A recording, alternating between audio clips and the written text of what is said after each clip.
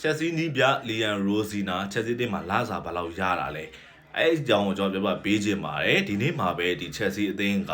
ဒီ Strasbourg အသင်းရဲ့နီးပြဖြစ်တဲ့ Liam Rosina ကိုအသင်းရဲ့နီးပြဖြစ်ခန့်အပ်လိုက်ပြီးဖြစ်ကြောင်းတရားဝင်ထုတ်ပြန်ကြေညာခဲ့တယ် Liam Rosina အနေနဲ့ချက်စီအသင်းမှာလာစားဘယ်လောက်ရောက်လဲဆိုတော့ကျွန်တော်ပြောပြပေးခြင်းနဲ့ Liam Rosina ကချက်စီအသင်းမှာတစ်နှစ်ကိုပေါင်4တန်းရရှိသွားမှာဖြစ်ပါတယ်ဒီပမာဏကကျွန်တော်ဒီပရီးမီးယားလိနီးပြတွေထဲမှာဒီအဆင့်6နေရာမှာရပ်တည်နေတယ်ပေါ့နော်ဒီ Liam Rosina နဲ့တူတူဒီဖူအန်နီးပြမှာကိုစေးပါနဲ့ Crystal Palace အသင်းရဲ့နီးပြOliver Glasner လို့ပါလေတစ်နှစ်ကိုပေါင်4တန်းရရှိထားတာဖြစ်ပါတယ်ဒါကတော့ဒီအဆင့်6နေရာမှာရပ်တည်နေတယ်အဆင့်1နေရာမှာကတော့ထုံးစံတိုင်းပဲ Manchester City အသင်းရဲ့နီးပြဖြစ်တဲ့ Pep Guardiola ကတစ်နှစ်ကိုပေါင်တန်း20ရရှိတယ်သူရဲ့အောက်မှာတော့ဒုတိယနေရာမှာ Mikel Arteta ကတစ်နှစ်ကိုပေါင်10တန်းရရှိတယ်အဲ့ဒီအောက်မှာတော့စပါးအသင်းရဲ့နီးပြသစ်ဖြစ်တဲ့ Thomas Frank ကတစ်နှစ်ကိုပေါင်10တန်းရရှိတယ်ပြီးတော့ကျွန်တော် Unai Emery တို့သူရဲ့အောက်မှာကျွန်တော် Arne Slot တို့ကရှိတယ်ပေါ့နော်လက်ရှိချိန်မှာတော့ Liam Rosina က Chelsea အသင်းမှာတစ်နှစ်ကိုပေါင်4တန်းရရှိပြီးတော့ Chelsea အသင်းရဲ့နီးပြသစ်ဖြစ်ကြောင်းကိုဒီနေ့မှာတရားဝင်